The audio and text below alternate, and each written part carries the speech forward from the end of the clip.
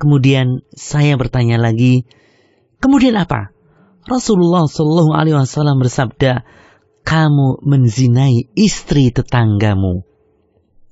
Bahkan pendengar, sikap buruk dalam bertetangga termasuk dalam sebagian kecil dari tanda-tanda kiamat sughra.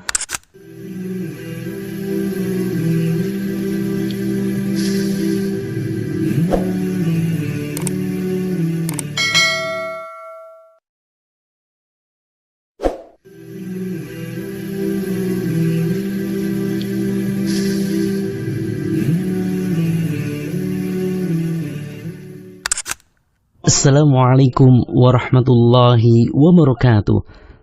Alhamdulillahilladzi an'amana bi ni'matil iman wal islam wa nusalli wa nusallim ala khairil anam sayyidina Muhammad wa ala alihi wa sahbihi ajma'in, amma ba'd. Pendengar yang dirahmati Allah Subhanahu wa taala, termasuk juga ke dalam hak tetangga adalah janganlah kita menghalangi tetangga untuk menancapkan kayu atau meletakkannya di atas dinding rumah kita untuk membangun kamar atau yang semisalnya.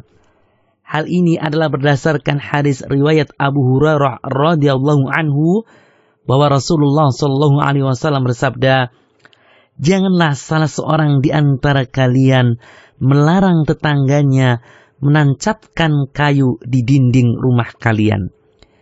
Akan tetapi, sebelum menancapkan kayu tersebut, para tetangga juga harus menjaga beberapa poin penting. Pertama, bangunan tidak membahayakan dinding tembok.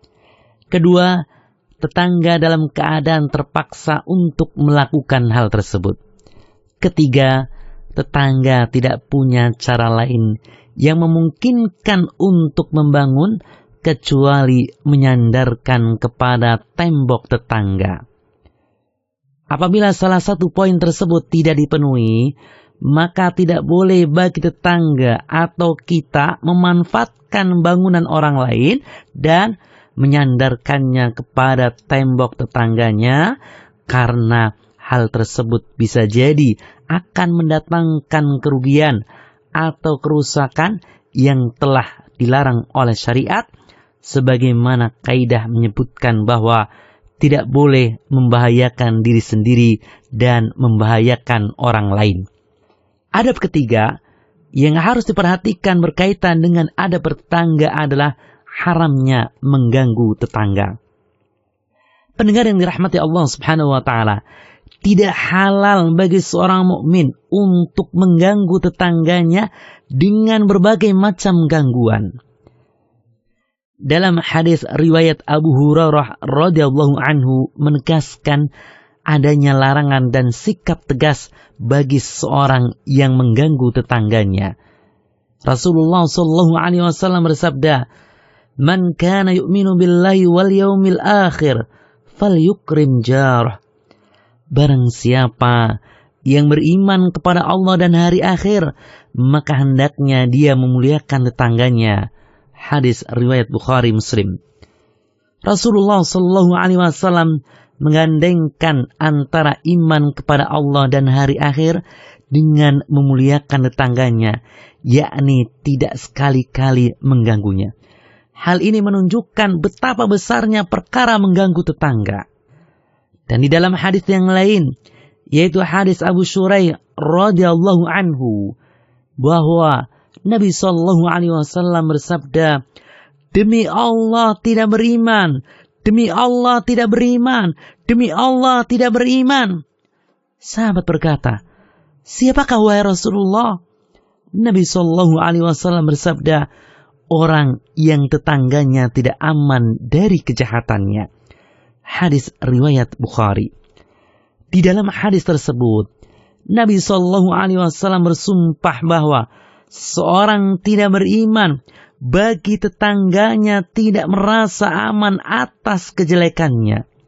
Maksudnya, ketika tetangga kita tidak merasa aman dari kejahatan yang kita lakukan kepadanya, maka tidak sempurna keimanan kita dan telah mengurangi kesempurnaan iman kita dengan kemaksiatan dan kezaliman. Pendengar yang budiman, dalam hal mengganggu tetangga ini ada beberapa tingkatan. Sebagian tingkatan ringan akibatnya kalau dibandingkan dengan yang lainnya, dan sebagian lainnya akan berakibat besar. Di antara gangguan yang paling besar kepada tetangga adalah gangguan kepada keluarganya, dan ini merupakan dosa yang paling besar di sisi Allah Subhanahu wa taala. Abdullah bin Mas'ud radhiyallahu anhu berkata, saya bertanya kepada Nabi sallallahu alaihi wasallam, dosa apakah yang paling besar di sisi Allah? Rasulullah sallallahu alaihi wasallam menjawab, kamu menjadikan bagi Allah tandingan-tandingan padahal Allah lah yang menciptakanmu. Kemudian saya berkata lagi, sesungguhnya perkara tersebut sungguh sangat besar. Lalu saya bertanya, kemudian apa lagi?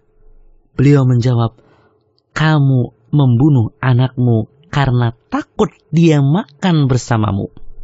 Kemudian saya bertanya lagi, kemudian apa? Rasulullah Shallallahu Alaihi Wasallam bersabda, kamu menzinai istri tetanggamu. Bahkan pendengar, sikap buruk dalam bertetangga termasuk dalam sebagian kecil dari tanda-tanda kiamat sughra atau kiamat kecil. Yang dimaksud dengan tanda-tanda kiamat sughra adalah tanda-tandanya yang kecil, bukan kiamatnya. Tanda-tanda ini terjadi mendahului hari kiamat dalam masa yang cukup panjang dan merupakan berbagai kejadian yang biasa terjadi.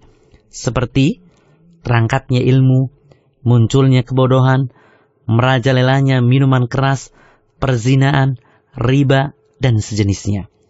Rasulullah Shallallahu Alaihi Wasallam bersabda, tidak akan datang kiamat sehingga banyak perbuatan dan perkataan keji, pemutusan hubungan silaturahim, dan sikap yang buruk dalam bertetangga. Hadis riwayat Ahmad. Adapun sikap buruk dalam bertetangga, maka hal ini juga telah terjadi. Berapa banyak keluarga-keluarga yang tidak mengenal tetangga di sebelah rumahnya, tidak pernah mengamati keadaannya agar ia dapat memberinya bantuan dan pertolongan jika tetangga itu membutuhkan pertolongannya. Bahkan, tidak jarang seorang tetangga tidak mencegah tangannya berbuat buruk terhadap tetangganya. Pendengar yang dirahmati Allah Subhanahu wa taala, demikian pembahasan adab-adab dalam bertetangga. Semoga dengan mengetahui adab-adabnya, kita bisa menjadi tetangga yang baik, yang memenuhi hak-hak tetangga, bahkan menjadi sebaik-baik tetangga di sisi Allah Subhanahu wa taala. Semoga bermanfaat. Wassalamualaikum warahmatullahi wabarakatuh.